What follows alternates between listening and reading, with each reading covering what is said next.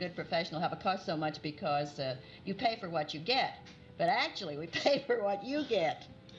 What's left there, isn't that true? Everyone knows the story of Lucille Ball and Vivian Vance, Lucy and Ethel, America's most beloved comedy duo. Week after week, they filled living rooms with laughter, chaos, and what looked like an unbreakable friendship. Fans still celebrate them as one of the greatest partnerships in television history. Warm, timeless, and seemingly perfect. But what if that image wasn't the full truth? This isn't the familiar Hollywood fairy tale. It's the story Vivian Vance wanted known, but only after she was gone. Behind the laughs were hidden wounds, complicated emotions, and a relationship far more bittersweet than anyone realized. Once you hear what Vivian truly felt, those classic episodes may never look the same again. The making of Ethel Mertz. Let's begin at the top. Vivian Vance didn't become famous by accident. She worked hard for it.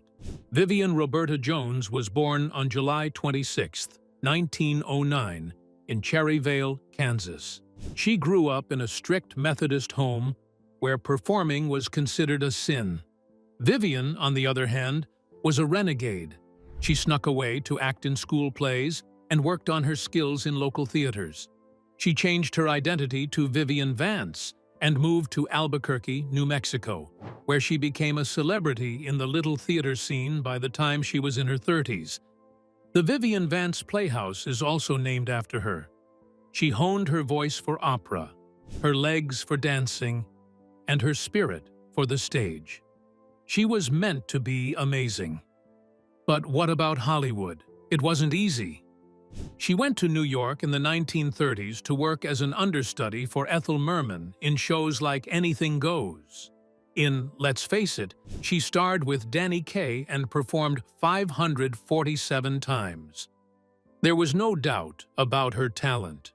It was glamorous, varied, and full of fire. She had little parts in movies like The Secret Fury in 1950 and The Blue Veil in 1951. But she still wanted that big break. Desi Arnaz saw her in a rendition of The Voice of the Turtle in 1951. He knew she would be great as Ethel Mertz in his new show with his wife, Lucille Ball. But what about Lucy? She wasn't sure. Lucy yelled, "She looks too pretty. No one would believe she's my landlord." Vivian was only 2 years younger than Lucy at 42. She was thin and graceful. The wardrobe staff fixed it by putting her in outfits that didn't fit, putting on too much makeup, and making her look older on purpose. It was a big difference. Lucy's bright red hair and glamorous look versus Vivian's dreary, dowdy look. It was the first sign of trouble in their friendship, a power struggle that would go on for years. Vivian knew right away. Later in interviews, she joked, "If this thing works out, I'm going to learn to love that BH." And that worked really well. The first episode of I Love Lucy aired on October 15, 1951, and 11 million people watched it. But the laughter was hiding tensions that were building up. There was bitterness off-screen that was hidden by joy on screen. This unfair beginning set the seeds for a storm of hostility. We're going deeper than other exposés that only repeat old fallacies. Vivian's dreams of being a director are being revealed, but they were shattered by biases and Lucy's control. This new narrative, based on her notes after she died, exposes how her best friend kept her in the dark, whether they meant to or not. Get ready for the differences. The bright star versus the unappreciated talent. Fame that comes with desperation, and a legacy that lasts forever, yet is full of sorrow. Let's break the illusion. The initial clashes and forced transformations. You've always seen Lucille Ball and Vivian Vance as instant best friends. The moment I Love Lucy cameras started rolling in 1951. The laughter, the chemistry, the unbreakable bond, it all looked so natural on screen. But the truth is far uglier. From day one, the set was anything but welcoming. Lucille Ball was already Hollywood royalty, a blazing star who had fought tooth and nail to get where she was. So she had no intention of sharing that spotlight, especially not with someone who might accidentally outshine her. When Desi Arnaz first suggested Vivian Vance for the role of Ethel Mertz, Lucy's loyal, down-to-earth best friend, Lucille's reaction was immediate and icy. She looks too young, too glamorous. Vivian was only 42, just 2 years younger than Lucille, still slim, elegant, and strikingly attractive. In Lucy's eyes, that was a threat.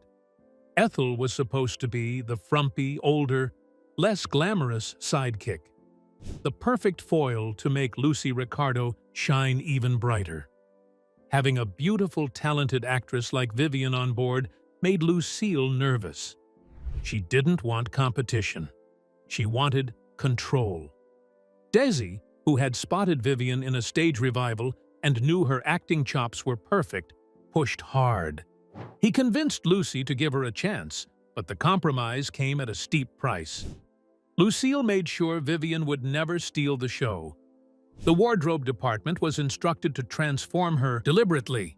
Baggy, ill-fitting house dresses that aged her up by at least a decade. Dull colors, shapeless cuts, and heavy, unflattering makeup that erased her natural beauty. The contrast was stark and intentional.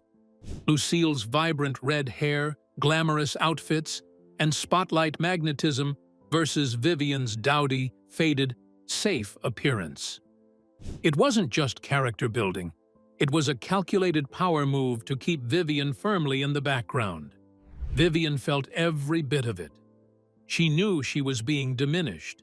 She knew the changes weren't about authenticity. They were about making sure Lucille remained the undisputed star. In later interviews, she would hint at the bitterness with a sharp quip. "If this thing takes off, I'm going to have to learn to love that BH." The resentment was real from the start. Then came the rumors that still haunt the show's legacy, the myth that Vivian was forced to gain weight to look more Ethel-like. For decades, fans whispered about a secret contract demanding she pack on pounds. That was pure Hollywood gossip, completely fabricated. Lucille once made a lighthearted joke about Ethel's figure being part of the fun, and the rumor mill took it and ran. Vivian never gained weight for the role. The frumpy clothes and makeup did all the heavy lifting, but the myth stuck, another layer of humiliation that Vivian had to endure in silence. Behind the forced smiles and rehearsed lines, tension crackled. Vivian was a gifted actress who deserved respect and equal footing. Instead, she was treated like a supporting player in someone else's empire. Lucille called the shots, scripts, wardrobe, tone, everything. Vivian had to swallow her pride and play along if the show was going to succeed. They were best friends on camera, but off camera, it was a cold war of egos and control. Small disagreements flared quickly. A line reading here, a costume complaint there. What started as petty friction soon escalated into real confrontations. The set wasn't just a workplace. It was a pressure cooker, and the lid was already rattling. The perfect partnership everyone adored? It was built on a foundation of resentment, insecurity, and deliberate inequality. And the worst was yet to come. But the real storm wasn't just about casting. It was about what happened once the cameras rolled. Lucy's ruthless perfectionism, explosive feuds, and the agony Vivian hid every day. It wasn't as joyful and cheerful to film I Love Lucy as it looks like it would be. Lucille Ball was a total perfectionist, and she made sure that everyone around her was flawless as well. She wanted nothing but the finest from her co-stars when they were on set, notably Vivian Vance, who played her best friend, Ethel Mertz. Lucille was always in charge and didn't like it when people made mistakes. She could be really tough on others, including Vivian, who was already having a lot of problems behind the scenes. Vivian was often fatigued, sick, and emotionally drained while filming, even though she played a funny, ridiculous role on TV. Vivian had to do this fast-paced physical comedy with Lucille in the iconic scene from the chocolate factory. She had to grab chocolates off a moving conveyor belt. It looked funny on TV, but you can't tell how hard and stressful it was for Vivian. She felt sick a lot and had to fight through her physical anguish to keep up with the fast-paced filming. Another famous scene was when Lucille's character, Lucy Ricardo, drank a strange vitamin drink called Vitamiata Vegamin on TV and got drunk. It's one of the funniest scenes in TV history, but Vivian was going through a lot of personal problems at the time. Vivian was dealing with her own problems, while Lucille was being funny and ridiculous on screen. But Vivian couldn't relax or be open with Lucille because she was so perfect. Vivian and William Frawley, who played Fred Mertz, also had a lot of friction between them. There was no way they could get along. Frawley, who was much older than Vivian, was unpleasant to her a lot on set. He spoke mean things about her, and they didn't get along well at work or outside of work. This made it much harder for Vivian to film. Even though Lucille was the star, she didn't do anything to help with the tension. Some people argue that Lucille was complicit in keeping Frawley on the program since he was excellent for the chemistry of the show. Vivian despised Frawley so much that when he died in 1966, she raised a glass of champagne to celebrate because she was glad he was finally gone. There was obviously friction between them all on film, and what looked like a beautiful friendship between Lucy and Ethel was often the product of a lot of emotional stress behind the scenes. But off-camera, the real horror was happening. Their real-life fights were only starting to show up. Vivian's brutal beatings, Lucy's fierce ultimatum, and the toxic marriages that nearly broke them. Vivian was hiding something much worse than filming I Love Lucy. Her terrible marriage to actor Philip Ober. He didn't simply manipulate her, he would hurt her physically. Vivian would come to work with black eyes from the beatings she had gotten at home, but she never told anyone, not even Lucille. No one knew how horrible things were for Vivian behind the scenes. Lucille noted that Vivian wasn't acting like herself at one point. She realized something was wrong, so she went up to Vivian. Lucille didn't hold back. "Divorce him or I will," she informed Vivian. Lucille didn't just stand by and watch Vivian suffer. She actually urged her to leave the bad marriage.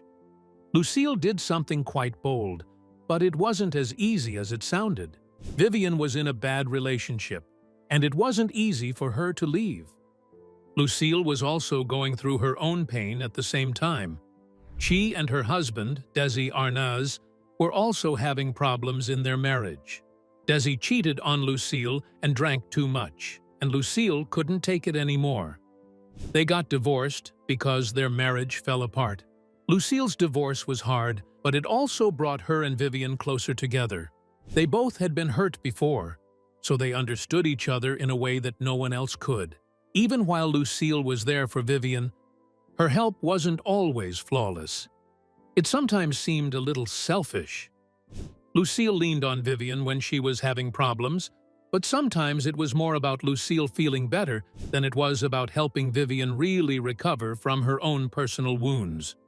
Vivian helped Lucille, but when Lucille needed help the most, she didn't always get it back. As the last curtain fell on I Love Lucy, the problems between these two women got worse. There were secrets, pain, and betrayal that no one could have seen coming. The Lucy Show divide, creative control, and breaking away. By 1962, The Lucy Show was the new show that made Lucille Ball famous. But for Vivian Vance, who played Lucille's co-star on I Love Lucy, this new chapter wasn't what she had planned. Vivian was still trying to get noticed, even though Lucille Ball was a major figure in Hollywood. She wanted more than just playing Ethel Mertz. She wanted to be in a more glamorous position and get equal billing. But Lucille, who was in charge of the show, had other ideas. Vivian had been working with Lucille for a long time, and she thought it was time for her to shine. She wanted her character to be more interesting, her part to be more dynamic, and maybe even to get to direct. But Lucille was known for being a perfectionist, and that included how she operated the Lucy show. Lucille was the undisputed star, and her word was final. Lucille's strong presence often made it hard to hear Vivian's voice. She didn't have a voice in her own role, and as time went on, it became evident that Vivian wasn't getting the chances she deserved. Vivian's requests for equal billing were one of the most stressful things that happened. She didn't want to be Lucille's sidekick anymore. Vivian longed to be able to shine on her own, but Lucille wouldn't let her. Even though the dynamic between the two actresses has changed since they were on I Love Lucy, she still thought the show should be a showcase for her. Vivian's beauty and flair were also overlooked. Lucille often kept Vivian in ugly attire, which masked her real beauty and made her part more of a supporting character. Vivian's clothes were meant to be simple, but Lucille, of course, had her share of flamboyant clothes. Vivian wanted glamour for more than simply how she looked. She wanted respect. She wanted people to see her as a serious actress, not just a supporting player. After season 3 of The Lucy Show, things changed. Vivian had been on the show for a while, but the stress of always being in Lucille's shadow and not being able to be creative finally got to her. Vivian was tired, both physically and psychologically. She made a choice that would change her career because of the long hours on set, the pressure to be flawless, and the lack of support. Many people were shocked when she quit the show at the end of season 3. Some people thought Vivian was ready to move on, while others thought she had been forced to go. Vivian couldn't be creative on The Lucy Show because the environment didn't allow her. Lucille also didn't push Vivian to do other things, like directing. In truth, Lucille's attitude toward directing played a big role. Lucille directed a lot of the show, but she never taught Vivian how to direct, even though Vivian had said she wanted to be a director. Vivian never got to develop or grow in that role since Lucille was in charge on site. At the time, industry norms also had a big part in ruining Vivian's dreams. Many people in Hollywood thought it was not ladylike for a woman to be a director in the 1960s, and Vivian was no different. Vivian wanted to be a director, but she never got the chance. Lucille wasn't the only one who kept her aspirations from coming true. The whole system didn't want to see women as leaders behind the camera. Vivian was troubled for years by the fact that she didn't have any mentors or support. Vivian was driven to her breaking point by the fact that Lucille never saw her as anything more than a sidekick. Vivian's career will never be the same once she leaves The Lucy Show. She would still have trouble gaining the acclaim she sought and earned, but leaving signaled the beginning of a completely different time in her life. She didn't want to merely be Lucille Ball anymore. Vivian's ambition of being on The Lucy Show was dashed, but that didn't mean she gave up. She was ready to go after something larger. But will the industry ever give her a chance? After Lucy Dreams crushed, Hollywood's betrayal, and the forgotten fight, Vivian Vance didn't give up on her aspirations after leaving The Lucy Show. She tried to get famous, but it wasn't easy. Vivian's career after Lucy was full of ups and downs. She had some flops on Broadway, guest turns on shows like Red Skelton, and even featured in advertising for Maxwell House Coffee. These were all good jobs, but they didn't make her happy. Vivian wanted something more, a chance to direct and make a genuine difference in Hollywood. Vivian's actual breakthrough, though, came in an unlikely place: community theater. She moved to California after leaving Hollywood and started working with young performers. Vivian didn't simply play in community theater, she also directed. And this is where her hidden skill started to show. She had a natural talent for bringing out the best in other people, but Hollywood never let her do that. As well as directing plays in the theaters of the community, Vivian also instructed young actors who were interested in learning how to act. These endeavors were clearly successful since she poured her whole being into them, and it was clear that she was good at them. This was the actual Vivian Vance. the visionary who held the potential to become a groundbreaking director if Hollywood had given her the opportunity to express her talent. She never managed to reach her full potential as a director in Hollywood, which is a great setback. Instead, she was required to demonstrate her proficiency in community theater. And even at that point, the empire of Hollywood and Lucille's legacy was more powerful than she was. When Vivian was at the height of her career, she was underappreciated, and anyone who worked with her could sense this. However, her professional aspirations were not the only thing that had been halted. There were issues that Vivian had to deal with on her own, and she was responsible for them. Her mental health deteriorated to the point where she was admitted to the hospital in 1945. Once that happened, she struggled with her mental health for the majority of her life. Consequently, this had a significant influence on her ability to pursue her dreams with the same zeal that she had experienced in the past. Vivian lamented the fact that she was unable to have children. It was always her dream to start a family, but she never managed to make that dream come true. Because she was unable to stop thinking about how much she regretted it, she went out of her way to assist other people in their time of need. Due to the fact that Vivian had a great deal of knowledge regarding the challenges that life might present, she advocated for mental health and assisted young people in learning how to overcome challenges and pursue their goals. Vivian's career wasn't defined by the parts she played or the shows she left behind. As she became older, the truth gradually came out. The entire tale of her life, her dreams, and the regrets that would follow her for the rest of her life. There were letters that shook Hollywood. As Vivian Vance's health began to falter, the world didn't know the entire scope of her problems or the hidden realities that had impacted her profession and life. Vivian was diagnosed with breast cancer in 1973. This sickness would hurt her body and mind. She fought hard, but the cancer would inevitably spread. Vivian had a stroke in 1977. Just a few years later, that made her even weaker. At this time, she didn't get much notice from the public. She didn't think about those things. Instead, she thought about what she could control, what she still had to say.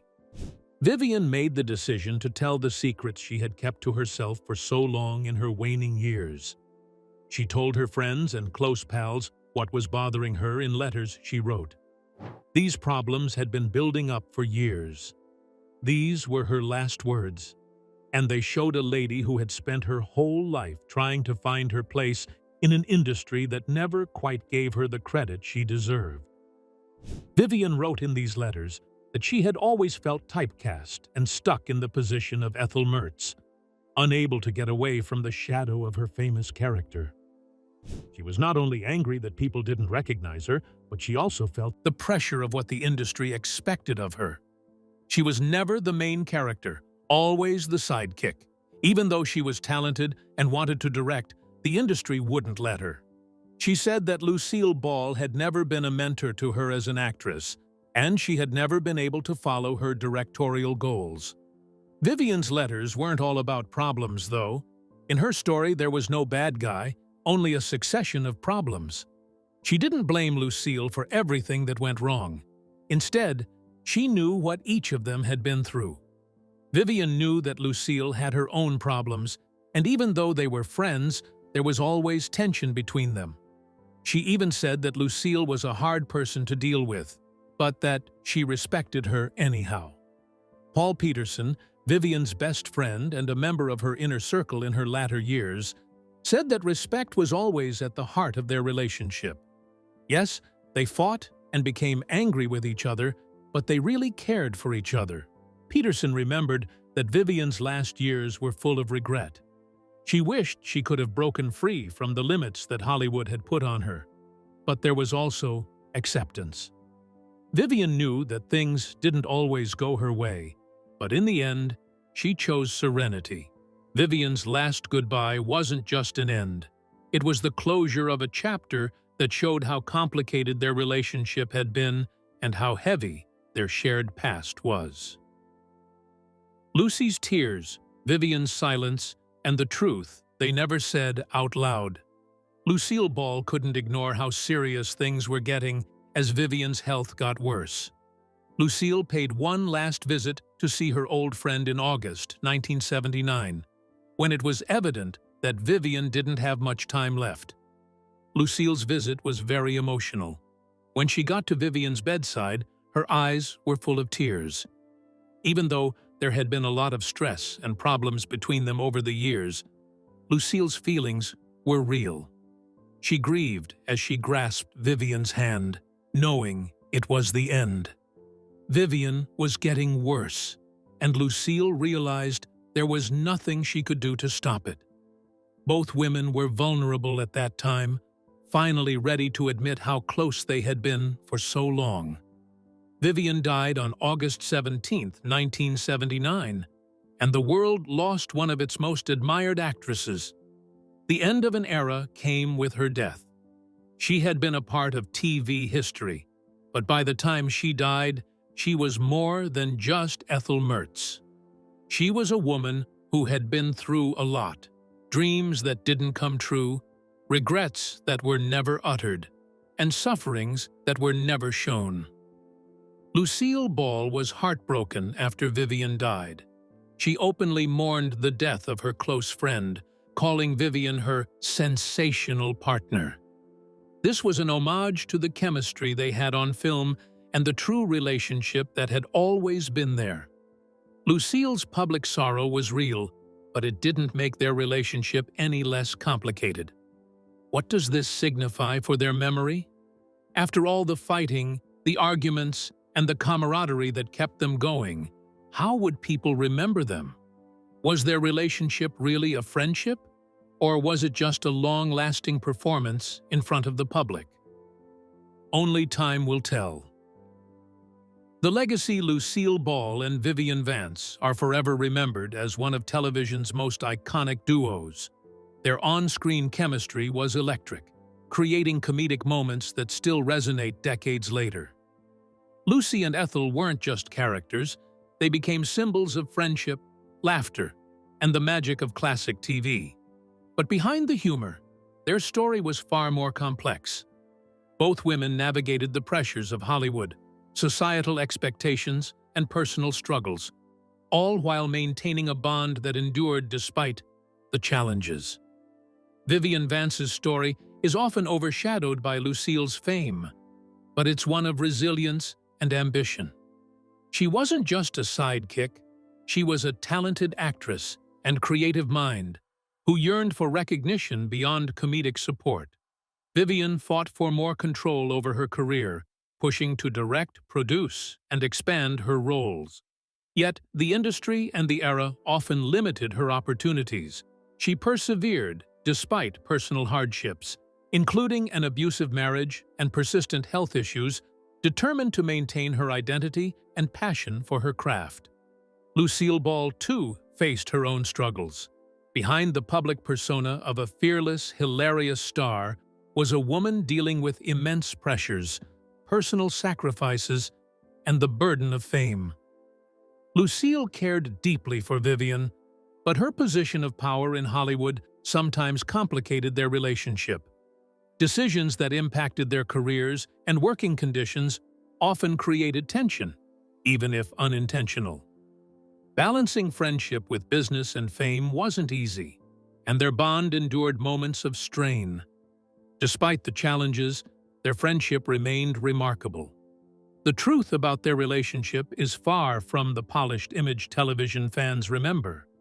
It was messy at times, filled with misunderstandings, disappointments, and personal hardships. Yet the connection between them was enduring.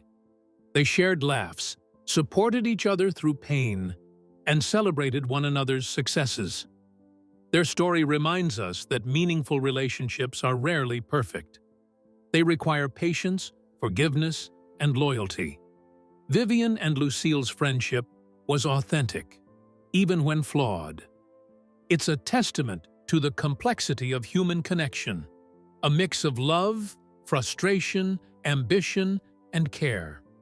While their television legacy shows them as an inseparable pair, the real story is even more compelling. It's about two strong women navigating fame and life together, whose bond, though complicated, left a lasting imprint on television history and on each other's lives. Vivian's final revelations have changed everything we thought we knew about I Love Lucy and its stars. What seemed like a perfect friendship was far more complicated. For more untold stories, like and subscribe. The truth is still unfolding.